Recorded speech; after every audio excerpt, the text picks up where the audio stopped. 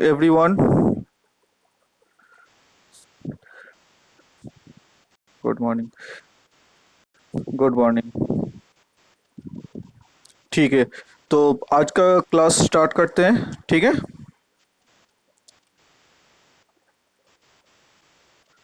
हाँ, ठीक है, स्टार्ट करें। हाँ, तुम सभी अपना नोटबुक लेकर बैठे हो। नोटबुक पेन पेपर जो है वो लेकर बैठो। हम्म।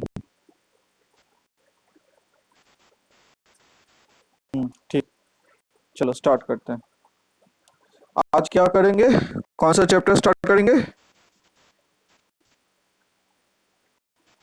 बोलो।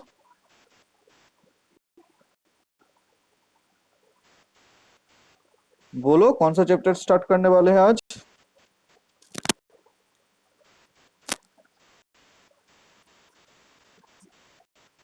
अरे भाई, अभी अभी हमने मैसेज किए हैं ना, देखे हो? जहां से लिंक मिले हैं तुम्हें। हाँ हाँ हाँ, चैप्टर 2। ठीक है। हम्म, चलो ठीक है, स्टार्ट करते हैं। देखो, तुम लोग पहले ये बताओ कि आज का डेट क्या है?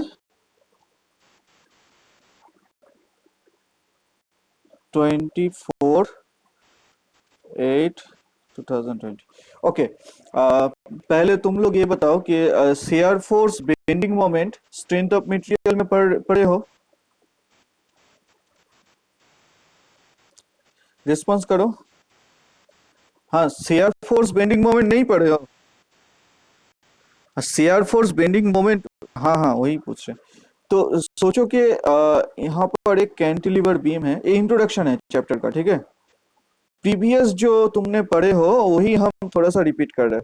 सोचो एक कैंटिलीवर बीम, इसका लेंथ है L, और यहाँ पर एक फ्री एंड पर लोड अप्लाई हो रहा है W। ओके, दिखाई दे रहे हैं सबको? दिखाई दे रहे हैं? ओके। अब इसका shear force and bending moment diagram कैसा होगा? शेयर फोर्स डायग्राम, ये W लोड के लिए W नीचे आएगा, और यहां से यहां तक ये बनेगा। ये हो गया क्या? Shear force diagram. ये तो सबको पता है ना। और बेंडिंग मोमेंट क्या होगा? बेंडिंग मोमेंट होगा यहां से लेकर यहां तक, इसका वैल्यू होगा W, शेयर फोर्स का वैल्यू। और बेंडिंग मोमेंट का वैल्यू होगा W×L। यही है ना? ये तो तुमको याद है ना? याद है कि नहीं? यहां तक याद है? अब देखो। अब अब देखो, ये जो bending moment and shear force वाला जो चैप्टर है, ये इसी कॉन्सेप्ट के ऊपर बेस है, ठीक है। ये शेयर फोर्स बेंडिंग मोमेंट के ऊपर बेस है। अब देखो, स्ट्रेस हमें क्या पता है? स्ट्रेस सिग्मा फोर्स अपॉन ए, अप्लाइड फोर्स अपॉन ए। ये क्या है? इंटरनल रेजिस्टिंग फोर्स और स्ट्रेस। यही तो बोल रहे हैं ना।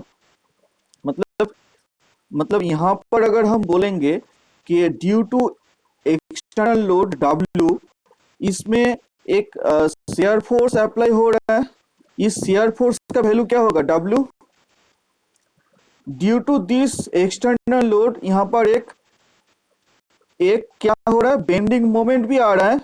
ए, हाँ, एट द एंड इसमें जो वैल्यू आएगा वो आएगा W×L, इसका वैल्यू। और इसका जो कार्व होगा ये ट्राइंगल और ये रेक्टेंगल, ठीक है। मतलब बेंडिंग स्ट्रेस का जो इंट्रोडक्शन क्या होगा? इंट्रोडक्शन ये होगा कि अगर कोई एक्सटर्नल लोड किसी बीम के ऊपर पड़े, तो फिर उसमें एक shear force and bending moment will set up at that section of the beam, है कि नहीं? समझ में आ रहा है? समझ में आ रहा है ना? मतलब एक एक्सटर्नल फोर्स अप्लाई होने के बाद यहाँ पर इस बीम सेक्शन में shear force and bending moment apply हो रहा है, इंड्यूस्ड हो रहा है, ठीक है, at the section of the beam. इस जो शियर फोर्स और बेंडिंग मोमेंट के वजह से बीम, ये जो बीम है, बीम सेक्शन है, ये थोड़ा सा अंडरगोज होगा, मतलब थोड़ा सा डिफॉर्मेशन होगा, इस तरह का होगा ना, होगा कि नहीं? क्या बोल रहे हो? कुछ रिस्पॉन्स करो। हेलो।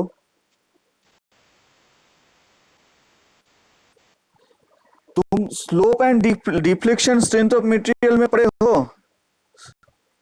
स्लोप एंड, हाँ हाँ, उसमें वही है यहाँ पर। Due to this external load, इसमें थोड़ा सा एक डिफ्लेक्शन आएगा, एक डिफ्लेक्शन आएगा ऑफ द बीम। ये जो होगा ये मैक्सिमम डिफ्लेक्शन वाई मैक्स, और यहाँ पर जो एंगल आएगा ये थीटा मैक्स। पढ़े हो ना? हाँ। अब ये देखो कि due to this external load W applied on the beam section, there will set up a shear force and bending moment. Okay, due to this shear force and bending moment, this beam section will deform certain amount. समझ में आ रहा है? इसमें कुछ deformation आएगा due to external load W। ठीक है। अब यहाँ पर देखो, अब ये जो एक्सटर्नल लोड अप्लाई हो रहा है, ये एक्सटर्नल लोड अप्लाई होने के वजह से इस मटेरियल में, जो बीम सेक्शन का मटेरियल है, इस मटेरियल में कुछ इंटरनल रेजिस्टिंग फोर्स और स्ट्रेस जनरेट होगा due to this external force, जो कि ये जो डिफॉर्मेशन हो रहा है इसे रेजिस्ट करेगा, है कि नहीं? है कि नहीं? हाँ, रिस्पॉन्स करो। तो ये जो रेजिस्टिंग फोर्स और जो स्ट्रेस अप्लाई होगा वो sigma is equal to F by A, मतलब external load W per cross sectional area A होगा। ठीक है।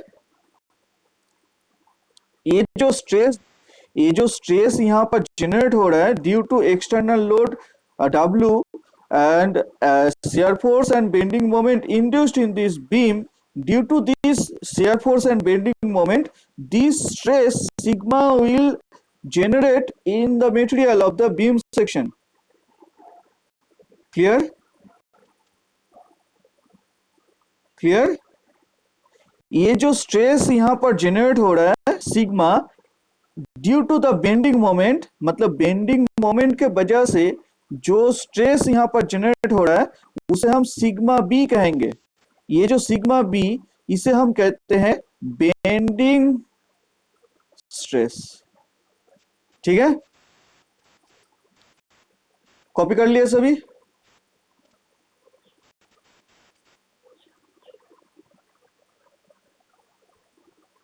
तब ये देखो कि मतलब मेरा सीधा बात क्या है, I want to say that when, Hindi में बोले क्या, समझ में कुछ दिक्कत तो नहीं हो रहा है इंग्लिश में? अच्छा ठीक है। नहीं, वो इंग्लिश में बोल रहे, तुम्हें कोई किसी को प्रॉब्लम तो नहीं है ना? इंग्लिश हिंदी बंगाली सब मिक्स करके बोलेंगे, ठीक है, कोई प्रॉब्लम तो नहीं है? Okay. Due to the external load, पहले हम रिपीट कर रहे हैं, फिर से एक बार सुन लो और एक बार। Due to the external load applied on the beam section, यहाँ पर एक shear force and bending moment यहाँ पर इंड्यूस्ड होगा। ठीक है। ये जो shear force and bending moment induced हो रहा है, इसके वजह से इस बीम सेक्शन में एक डिफॉर्मेशन आएगा। ये जो डिफॉर्मेशन हो रहा है ये जो डिफॉर्मेशन हो रहा है ये डिफॉर्मेशन होने के वजह से इस मटेरियल में कुछ इंटरनल रेजिस्टिंग फोर्स जनरेट होगा इस डिफॉर्मेशन को रेजिस्ट करने के लिए। ये जो डिफॉर्मेशन रेजिस्टिंग फोर्स जनरेट हो रहा है, रेजिस्टिंग फोर्स, इसे हम स्ट्रेस कहते हैं। ठीक है। ये जो स्ट्रेस जनरेट होगा due to shear force and also bending moment, due to bending moment जो शियर फोर्स जनरेट होगा उसे हम सिग्मा बी कहेंगे। ये सिग्मा बी को हम कहते हैं बेंडिंग स्ट्रेस। समझ में आया? ओके, समझ में आया? किसी को कोई डाउट है बेंडिंग स्ट्रेस का, कोई कंफ्यूजन? नहीं है ना? ओके, अब देखो, अब देखो, और एक एग्जांपल ले लो, और एक एग्जांपल ले लो। सोचो कि ये एक रबड़ है, ठीक है, ये एक रबड़ है, ठीक है, समझ में आ रहा? रबड़, ये रबड़ का क्रॉस सेक्शनल रेक्टेंगुलर है, ठीक है, लेंथ है सोचो एल। अब इसे हम बेंड करेंगे ऐसे, तो बेंड करने के, रबड़ को बेंड करने से क्या होता है, ऊपर वाला जो पोर्शन होता है, मतलब इधर से हम फोर्स देंगे तो ये वाला पोर्शन इस टाइप का होगा, इस टाइप का, इस टाइप का हो जाएगा, है ना? तो ये जो यहाँ पर, ये जो ये वाला जो लेयर है, आउटर लेयर, इसमें बहुत ज्यादा टेंसाइल फोर्स अप्लाई होगा, टेंसाइल स्ट्रेस जनरेट होगा, और नीचे वाला जो पोर्शन इधर है, इधर सबसे ज्यादा कॉम्प्रेसिव स्ट्रेस जनरेट होगा, है कि नहीं? समझ में आया? एक रबड़ का एग्जांपल लो, तुम खुद भी कर सकते हो। ऊपर वाला सबसे ज्यादा टेंसाइल स्ट्रेस होगा, नीचे वाला जो लेयर होगा उसमें सबसे कम टेंसाइल स्ट्रेस होगा, ठीक है। अब देखो, अब ये जो बीम है इसमें देखो, ये देखो, ये जो बीम हो रहा था ना, मतलब ये बीम का डिफॉर्मेशन इस वजह से, मतलब इस तरह का हो रहा था, इस तरह का। अब इसे हम यहाँ पर ड्रॉ करेंगे तो फिर इस तरह का आएगा, मतलब यहाँ पर सबसे ज्यादा मैक्सिमम टेंसाइल स्ट्रेस अप्लाई होगा। ये अगर रेक्टेंगुलर क्रॉस सेक्शन होगा तो फिर सबसे ज्यादा ऊपर का लेयर में मैक्सिमम टेंसाइल स्ट्रेस यहाँ पर अप्लाई होगा, और हाँ, और नीचे वाला मैक्सिमम कॉम्प्रेसिव स्ट्रेस अप्लाई होगा, ठीक है, ठीक है। ये एक एग्जांपल है, ओके। अब इंट्रोडक्शन हो गया, अब नेक्स्ट पॉइंट हम देखते हैं। देखो, इसमें सिंपल बेंडिंग और प्योर बेंडिंग किसे कहते हैं, मतलब एक प्योर बेंडिंग किसे कहते हैं और सिंपल बेंडिंग और प्योर बेंडिंग किसे कहते हैं, मतलब इसका डेफिनेशन क्या है। देखो, मतलब यहाँ पर देखो, ये जो बीम सेक्शन है, ये यहाँ पर हमने डायग्राम बनाया है, यहाँ पर देखो बहुत इजी रहेगा। यहाँ पर देखो एक ओवरहैंगिंग बीम है, ठीक है, एक ओवरहैंगिंग बीम है जिसमें राइट हैंड साइड पर capital W load, point load, और left hand side at the end capital W point load apply हो रहा है, और इसमें एक सपोर्ट ए पॉइंट पर और एक सपोर्ट बी पॉइंट पर है। अगर ये जो लेंथ है, ए से लेकर बी तक, ए से लेकर बी तक जो लेंथ है ये एल, कैपिटल एल, और बी से लेकर डी तक जो लेंथ है ये स्मॉल ए, और ए से लेकर सी तक जो लेंथ है ये स्मॉल है। अब इसका shear force and bending moment जब करेंगे डायग्राम में, तब देखेंगे क्या, ये जो डब्ल्यू नीचे आएगा ये कहां तक जाएगा, बी पॉइंट तक जाएगा, फिर ऊपर एक रिएक्शन सपोर्ट की वजह से ये डब्ल्यू तक ऊपर में आएगा, फिर देखो बी पॉइंट से लेफ्ट साइड तक, मतलब up to the point A, यहां पर कोई भी फोर्स अप्लाई नहीं हो रहा है, रिस्पॉन्स करो, यहाँ पर कोई भी फोर्स नहीं अप्लाई हो रहा है, इसलिए ये स्ट्रेट जाएगा इसी लाइन के, मतलब रेफरेंस लाइन के साथ स्ट्रेट जाएगा। फिर यहाँ पर एक आर ए जो रिएक्शन फोर्स है ऊपर की तरफ काम कर रहा है, इसका वैल्यू क्या होगा, ये डब्ल्यू के साथ इक्वल रहेगा।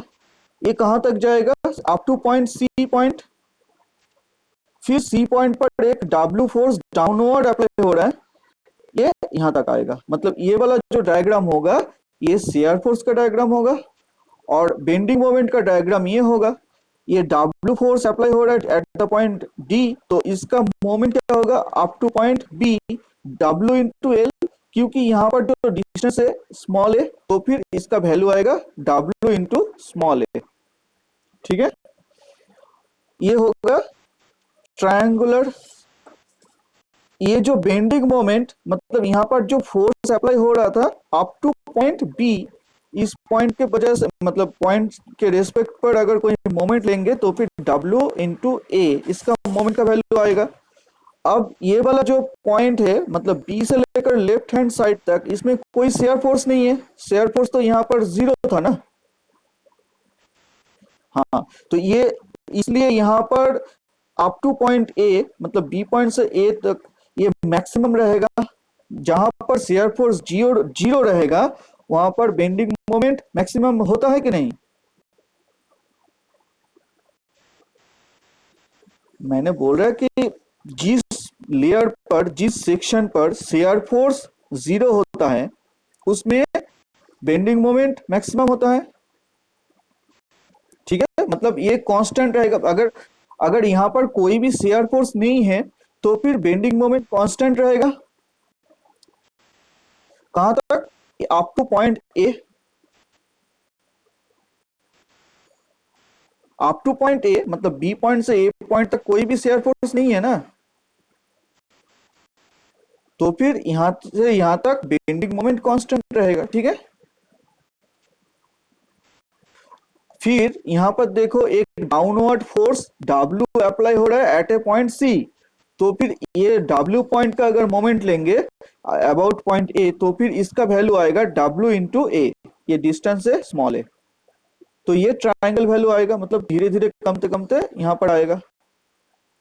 तो ये जो डायग्राम है ये डायग्राम है बेंडिंग मोमेंट डायग्राम। ठीक है समझ में आया।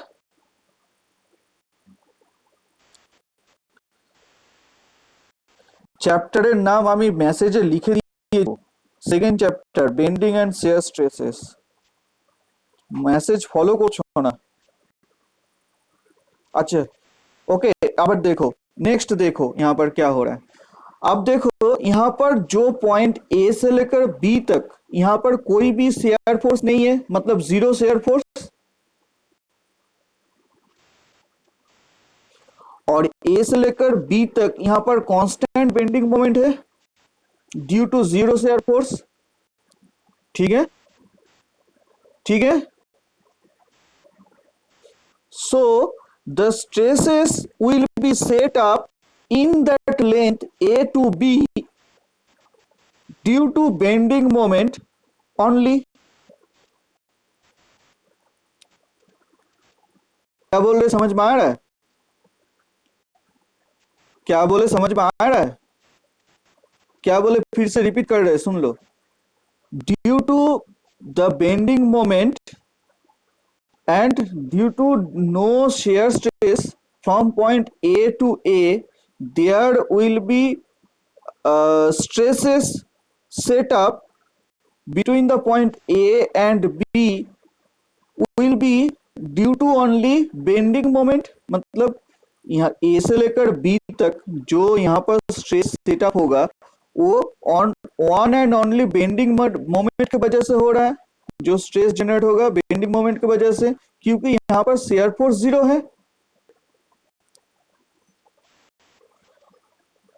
ठीक है in that case when the stresses is induced in the beam section between the point A and B due to zero shear force the stresses induced due to bending moment, this stress is called simple bending or pure bending। और यहां पर जो stress generate होगा इससे हम bending stress कहेंगे। আমি বাংলাতে বলবো একবার না হিন্দিতে বলবো, ঠিক আছে তো আমি আবার রিপিট করছি দেখো ভালো করে শুনো। পিওর বেন্ডিং আর সিম্পল বেন্ডিং কাকে বলে, পিওর বেন্ডিং সিম্পল বেন্ডিং কাকেই বলে যেখানে কোনো যে লেন্থে মানে যে বিম সেকশনের যে লেন্থে বা যে লেয়ারে কোনো শেয়ার ফোর্স থাকবে না মানে শেয়ার ফোর্স জিরো হবে and in this section the stresses will generate due to bending moment only, this stress is called pure bending or simple bending, and this stress is called bending stress. Okay, এবার দেখো এই যে theory, a theory which deals with finding stresses at a section due to pure bending moment is called bending theory. মানে যে থিওরিটা এই bending, pure bending বা simple বেন্ডিংটা বের করতে কাজে লাগে, সেই থিওরিটাকেই বলে বেন্ডিং থিওরি। ঠিক আছে, এটা আমি পরে দেখবো। ওকে, এই পর্যন্ত ক্লিয়ার তো? ওকে, নেক্সট আমি এর কিছু অ্যাজাম্পশন আছে সেগুলো আমি দেখছি। ठीक है, इसका कुछ एजम्पशन है। ये जो बेंडिंग स्ट्रेस हो रहा है, इस बेंडिंग स्ट्रेस के कुछ एजम्पशन है, वो एजम्पशन और हम कुछ देखेंगे। यहाँ पर 8 पॉइंट है, ये हम देखेंगे। देखो, पहला वाला पॉइंट क्या है? The beam is initially straight and unstressed. মানে কি বুঝতে পেরেছো? মানে যদি এখান থেকে, যদি এটা একটা সিম্পল সাপোর্টেড বিম হয়, তাহলে এই বিমটা কি আছে? ইনিশিয়ালি স্ট্রেট আছে এন্ড আনস্ট্রেস থাকবে। মানে এখানে কোনো এক্সটার্নাল লোড অ্যাপ্লাই হবে না প্রথম থেকে। ওকে, মানে মানে এখানে প্রথমে কোনো এক্সটার্নাল লোড অ্যাপ্লাই নেই। এই অবস্থাতে, প্রথম অবস্থাতে এটা ইনিশিয়ালি স্ট্রেট থাকবে। ওকে, and the material by which the beam is made is homogeneous and isotropic. Homogeneous and isotropic means its density is constant and elastic property E is constant throughout the section A to B. ठीक है, হ্যাঁ, homogeneous মানে হচ্ছে যার ডেনসিটিটা through out the section সমান হবে।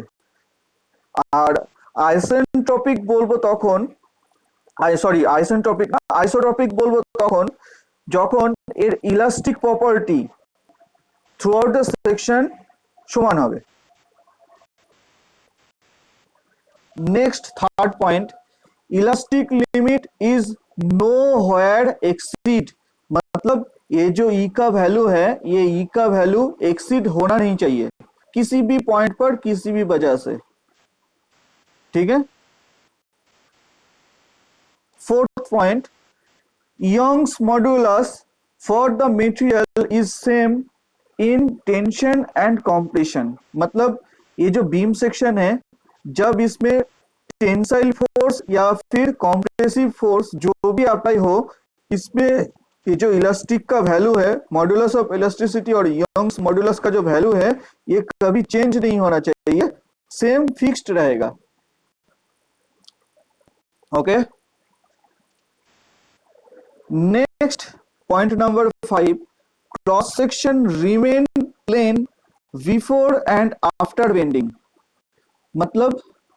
मतलब ये कि कोई लोड यहाँ पर अप्लाई हो रहा है W, तब इसमें जो क्रॉस सेक्शनल एरिया A होगा बिफोर बेंडिंग, लोड रिमूव होने के बाद जो क्रॉस सेक्शनल एरिया रहेगा वो A रहेगा। मतलब ये इलास्टिक प्रॉपर्टी मेंटेन करेगा। ठीक है, इलास्टिक प्रॉपर्टी होता है ना, जो लोड अप्लाई होने के बाद, मतलब लोड रिमूव होने के बाद वो प्रीवियस जो क्रॉस सेक्शन होता है उसमें रिवर्स होता है, मतलब रिटर्न होता है। यही तो है ना इलास्टिक प्रॉपर्टी। मतलब ये जो मटेरियल है, ये इलास्टिक प्रॉपर्टी को फॉलो करेगा। ठीक है, नेक्स्ट पॉइंट नंबर 6, ये सोचो कि ये एक बीम सेक्शन है, हम यहाँ पर ड्रॉ कर रहे हैं। यहाँ पर सोचो ये जो बीम है ए से लेकर बी तक, इसमें सोचो यहाँ से लेकर यहाँ तक हम cross section A B C D, यहाँ से लेकर यहाँ तक हमने एक क्रॉस सेक्शन कंसीडर किए हैं। ठीक है, मतलब यहाँ से लेकर यहाँ तक ये जो बीम है ये हम कंसीडर किए हैं, ए बी सी डी, ये जो क्रॉस सेक्शन है यहाँ पर हमने कट आउट किया है। तब हर एक पॉइंट पर इसका जो क्रॉस सेक्शन रहेगा, हर एक पॉइंट पर जो क्रॉस सेक्शन रहेगा वो ये जो A B and C D है इसके साथ इक्वल रहेगा, मतलब इक्वल रहेगा, मतलब इसमें कोई वेरिएशन नहीं होना चाहिए इसका cross section through out the section. Okay, hello, मतलब ये जो क्रॉस सेक्शन है ये सिमेट्रिकल होगा, ठीक है, अबाउट द होल सेक्शन और होल लेंथ, ठीक है। And point number 7, there is no resultant force perpendicular to any cross section, मतलब ये जो क्रॉस सेक्शन है ये क्रॉस सेक्शन के जो लोड अप्लाई होगा वो लोड के वजह से कोई यहाँ पर external sorry resultant force induced होना नहीं चाहिए। मतलब सोचो कि यहाँ पर एक लोड यहाँ पर ऐसे अप्लाई हो रहा है W, तब इसमें ये फोर्स क्या है, ये जो मतलब लेयर है इसके साथ परपेंडिकुलर हो रहा है। जब हम लेयर कंसीडर करेंगे, क्रॉस सेक्शन कंसीडर करेंगे ए बी, इसके साथ ये पैरेलल होगा, अगर ऊपर की तरफ जो लोड लगेगा वो भी पैरेलल होगा, हो रहा है कि नहीं। मतलब ये लोड हमेशा क्रॉस सेक्शन के साथ पैरेलल होना चाहिए, कोई परपेंडिकुलर या फिर इंक्लाइंड नहीं होना चाहिए। इंक्लाइंड हो सकता है लेकिन परपेंडिकुलर नहीं होना चाहिए। परपेंडिकुलर होगा इसका मतलब क्या होगा कि इस वजह से, मतलब सोचो कि ये जो सेक्शन है सी डी, ये सी डी सेक्शन और ए बी सेक्शन के परपेंडिकुलर कहाँ होगा, ये वाला लाइन होगा परपेंडिकुलर। हाँ, ये परपेंडिकुलर का मतलब क्या है, मतलब हॉराइजॉन्टली फोर्स अप्लाई हो रहा है इस बीम के ऊपर, इस टाइप का बीम का कोई फोर्स अप्लाई नहीं होना चाहिए। ये जो पॉइंट है नंबर 7 उसमें यही बोला है कि यहाँ पर जो अप्लाइड फोर्स होगा वो परपेंडिकुलर ऑन दैट बीम होगा, कोई हॉरिजॉन्टल फोर्स नहीं अप्लाई होगा, ठीक है। ये पॉइंट नंबर 7। और पॉइंट नंबर 8 में क्या है, radius of curvature. Radius of curvature पता है क्या, सोचो ये वाला जो सेक्शन है इसमें ड्यू टू एक्सटर्नल लोड ये थोड़ा सा इस टाइप का बेंडिंग होगा, इसमें मैक्सिमम कॉम्प्रेसिव स्ट्रेस आएगा और इसमें मैक्सिमम टेंसाइल स्ट्रेस आएगा। और ये वाला जो एक्सिस होगा इसे हम न्यूट्रल एक्सिस कहते हैं, जो न्यूट्रल लेयर में होता है, जो न्यूट्रल लेयर क्रॉस सेक्शन पर कट करते हैं उसे हम न्यूट्रल एक्सिस कहते हैं, ठीक है।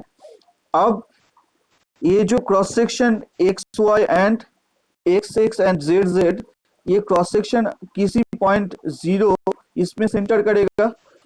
ये जो सेंटर होने के बाद इसमें जो एक कार्व आएगा, मतलब एक रेडियस आएगा ड्यू टू दिस कर्वेचर, ये जो कर्वेचर इसे हम नाम देते हैं रेडियस ऑफ कर्वेचर। ये तो पता है तुम्हें रेडियस ऑफ कर्वेचर, ये जो रेडियस ऑफ कर्वेचर आर का वैल्यू है, ये इसका जो डेप्थ है, बीम का जो डेप्थ है इससे ज्यादा होगा, लार्जर होगा। ये पॉइंट नंबर 8 है, ठीक है। किसी का कोई डाउट है यहां पर, कोई डाउट है, जल्दी बोलो। हेलो, रेस्पॉन्स करो भाई। तुम्हारा कैमरा ऑन क्यों नहीं है, कैमरा ऑन करो।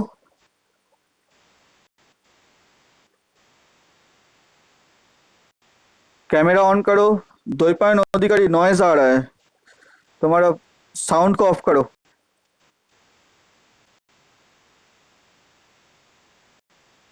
कुछ सुनाई नहीं दे रहे द्वैपायन अधिकारी। अच्छा तुम लोग अपना कैमरा ऑन करो, कैमरा ऑन रखो। कहाँ है कैमरा, ऑन नहीं है, कैमरा ऑन करो जल्दी। अच्छा यहाँ तक कोई किसी का डाउट है क्या, जल्दी बताओ। कैमरा ऑन रखो, ओके ओके कैमरा ऑन रखो, ओके। नेक्स्ट, द्वैपायन अधिकारी प्लीज तुम्हारा जो माइक है ना उसे बंद करो, बहुत नॉइज हो रहा है। तुम जो बोलना चाहते हो कमेंट पर बोलो, हम उसका रिस्पॉन्स कर देंगे, कमेंट करो। अच्छा नेक्स्ट पॉइंट पर हम आते हैं, ठीक है। नेक्स्ट है पेज नंबर 3, यहां पर देखो, थियोरी ऑफ सिंपल बेंडिंग और प्योर बेंडिंग, ठीक है। नेक्स्ट पॉइंट है, लिखो थियोरी ऑफ सिंपल बेंडिंग और प्योर बेंडिंग। हो गया, स्टार्ट करें। ওকে, দেখো কিছুক্ষণ আগে আমি বললাম থিওরি অফ সিম্পল বেন্ডিং আর পিওর বেন্ডিং কাকে বলে। যে থিওরিটা আমি বেন্ডিং স্ট্রেস যেটা বের করা যায় যে থিওরির মাধ্যমে, সেটাকেই थियोरी ऑफ सिंपल बेंडिंग और प्योर बेंडिंग बोलबो। ओके, अब देखो ये वाला जो सेक्शन हमने कंसीडर किए हैं, ए बी सी डी, ये जो पोर्शन हमने लिए हैं ना यहाँ से यहाँ तक, ये वाला पोर्शन सोचो हम यहाँ पर लिए हैं, एक क्रॉस सेक्शन हम काट किए हैं उस बीम सेक्शन से, उसमें एक cross section A B and C D consider किए हैं, बहुत ही स्मॉल लेंथ पर डीएक्स। समझ में आ रहा है? रिस्पॉन्स करना थोड़ा सा। Okay okay okay. अब ये जो बीम काट आउट सेक्शन है, इसमें एक इस वजह से, मतलब इस साइड पर एक एंटी क्लॉकवाइज मोमेंट आएगा और इस साइड पर एक क्लॉकवाइज मोमेंट आएगा due to external load W। ठीक है, अब यहां पर कंसीडर करो, यहाँ पर कंसीडर करने पर तुमको आसानी होगा। ये due to external load W, ये जो सेक्शन है, जो सेक्शन है, ये सेक्शन पर इधर से एक क्लॉकवाइज मोमेंट आएगा और इधर से एक एंटी क्लॉकवाइज मोमेंट आएगा for the equilibrium condition of the beam. ठीक है, ये सब पढ़े हो ना तुम लोग? कोई डाउट तो नहीं है इसमें कैसे मोमेंट आ रहा है? ओके, अब हम यहाँ पर दो क्रॉस सेक्शन कंसीडर किए हैं, A B and C D, और ये जो एक्सिस है ये बीम एक्सिस है। ठीक है, अब देखो इसका जो डिस्टेंस है dx, ये फिगर नंबर ए, ये क्या है? बिफोर बेंडिंग, मतलब लोड कोई अप्लाई नहीं हो रहा है। ठीक है, बिफोर बेंडिंग यहाँ पर मोमेंट नहीं होना चाहिए, ये मोमेंट यहाँ पर नहीं होना चाहिए, आफ्टर बेंडिंग मोमेंट होगा। आफ्टर बेंडिंग मतलब ये जो मोमेंट यहाँ पर होगा आफ्टर बेंडिंग, यहाँ पर m और यहाँ पर m, मतलब लोड अप्लाई होने के बाद ये इसका क्रॉस सेक्शन इस टाइप का आएगा, थोड़ा सा ये कार्वेचर टाइप का आएगा बीम सेक्शन, थोड़ा सा, बहुत ही थोड़ा सा।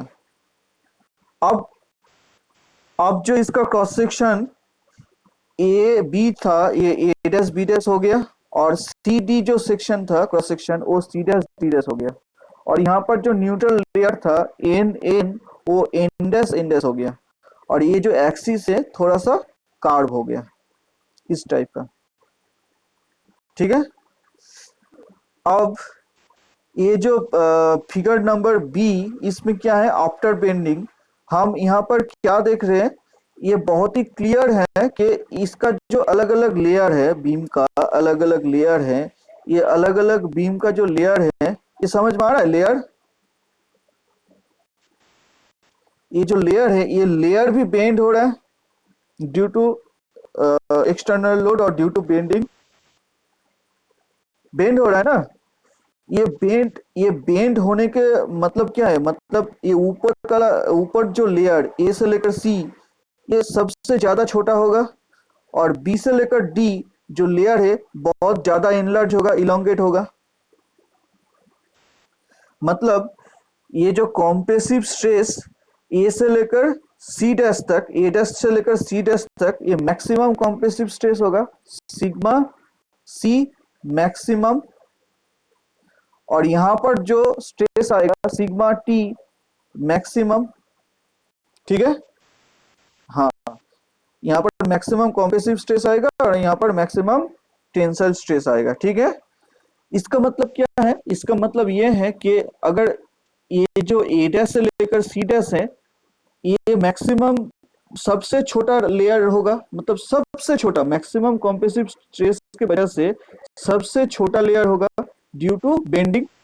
अब थोड़ा थोड़ा करके ए डैश से लेकर एन डैश तक जब जाएंगे तो ये जो छोटा हो रहा था ना, इसका जो छोटा होने का जो परिमाण थोड़ा थोड़ा बढ़ जाएगा। मतलब यहाँ पर जो लेयर है, यहाँ पर जो लेयर है, यहाँ पर अगर कोई लेयर रहेगा तो इससे थोड़ा ज्यादा होगा, और यहाँ पर जो लेयर है, ये लेयर, ये जो लेयर है, ये लेयर प्रीवियस लेयर से थोड़ा बड़ा होगा। ऐसे करके हर एक पॉइंट पर हम जाएंगे तो अप टू न्यूट्रल लेयर हम क्या देखेंगे, ये जो मतलब लेंथ छोटा हो रहा था लेयर का, धीरे धीरे बढ़ रहा है। कहां तक बढ़ेगा? इंडेक्स इंडेक्स मतलब न्यूट्रल लेयर तक बढ़ेगा। ठीक है, ठीक है। হ্যাঁ, আমি এটাকে उल्टो করে বলছি। এবার আমি যদি बी डैश डी डैश, ये जो पॉइंट है बी डैश से लेकर डी डैश से मैक्सिमम टेंसाइल स्ट्रेस की वजह से सबसे ज्यादा बढ़ेगा। अगर इस पॉइंट से थोड़ा सा ऊपर हम जाएंगे तो ऊपर जाने के बाद थोड़ा कमते कमते जाएगा, मतलब ये जो एक्सटेंशन और इलोंगेशन जो हो रहा था लेयर का, ये थोड़ा कमते कमते कमते कमते अब तो यहाँ तक आएगा। अब जो न्यूट्रल लेयर है, ये जो न्यूट्रल लेयर, इसे हम न्यूट्रल लेयर क्यों कहते हैं? क्योंकि यहाँ पर जो लेंथ बिफोर बेंडिंग जो था एन एन, वो after bending N N dash equally रहेगा। मतलब इसमें कोई कॉम्प्रेशन या फिर या कोई टेंशन नहीं रहेगा। ठीक है।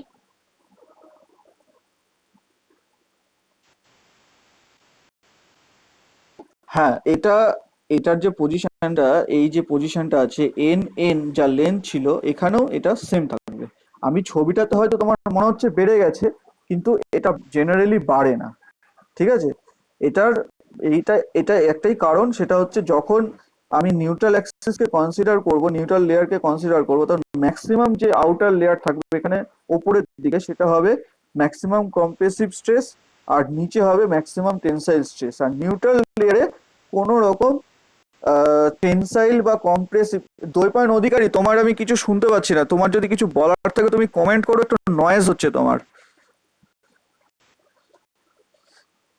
ম্যাক্সিমাম আর মিনিমাম এটা ডিপেন্ড করে না অ্যাট নিউট্রাল লেয়ার। এখানে যেটা থাকে বিফোর বেন্ডিং যে লেন্থটা থাকে, আফটার বেন্ডিং সেম থাকবে। ওকে। এই কারণের জন্য একে নিউট্রাল लेयर বলা হয়। এই যে নিউট্রাल लेयर আছে एन एन डैश, যদি কোনো क्रॉस सेक्शन, जब कोई क्रॉस सेक्शन के साथ इंटरसेक्ट करेगा, उससे हम उस एक्सिस को हम न्यूट्रल एक्सिस कहेंगे। ठीक है। अब देखो, अब ये जो मतलब स्ट्रेस जनरेट हो रहा था due to compressive and tensile, ये डिपेंड कर रहा था कि जो लेयर ऊपर वाला लेयर है सबसे ज्यादा कॉम्प्रेसिव स्ट्रेस और नीचे वाला लेयर सबसे ज्यादा टेंसाइल स्ट्रेस होगा। ये डिपेंड करेगा according to position of the layer corresponding to the neutral layer और neutral axis of the beam section। समझ में आया? ये जो मतलब स्ट्रेस है, इसे हम कैलकुलेट करते हैं, एजम्पशन करते हैं कैलकुलेट करने के लिए। तो ये डिपेंड करता है according to the position of the layer corresponding to the neutral layer और न्यूट्रल एक्सिस। मतलब अगर कोई लेयर न्यूट्रल एक्सिस के नीचे रहेगा तो फिर वो सबसे नीचे रहेगा, वो सबसे ज्यादा टेंसाइल स्ट्रेस रहेगा, और सबसे ऊपर जो रहेगा वो सबसे ज्यादा कॉम्प्रेसिव स्ट्रेस रहेगा। ठीक है।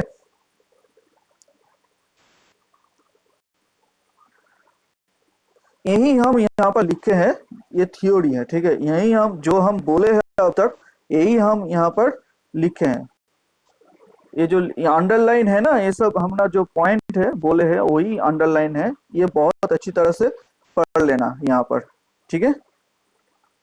देखो, compressive stress will be maximum eight top layer, similarly tensile stress will be maximum at the bottom layer. ठीक है। Hence, the amount by which a layer increase or decrease in length depends upon the position of the layer with respect to n index. n index क्या है? Neutral layer or neutral axis. This theory of bending is known as theory of simple bending or pure bending. ठीक है, बोलो अब तक किसी का कोई डाउट है? कैमरा ऑन करके बोलो थोड़ा सा, कैमरा ऑन कर लो। कोई डाउट नहीं है ना? ओके, ठीक है, तो आज का टाइम हो गया क्लास का। नेक्स्ट दिन हम देखेंगे कि ये जो बेंडिंग का जो मतलब एक्सप्रेशन है, मतलब बेंडिंग स्ट्रेस जो यहाँ पर हो रहा है, due to this external load, जो बेंडिंग स्ट्रेस जनरेट होगा और उसका जो इक्वेशन होगा वो हम नेक्स्ट दिन डिराइव करेंगे। ठीक है, मतलब निकालेंगे। ओके, तो ये सब हम गूगल क्लासरूम में अपलोड कर देंगे, तुम लोग नोट डाउन कर लेना और एक बार रिवीजन कर लेना। ओके, ठीक है, तो फिर आज के क्लास यहाँ पर ही समाप्त करते हैं। Thank you. Okay, okay, bye.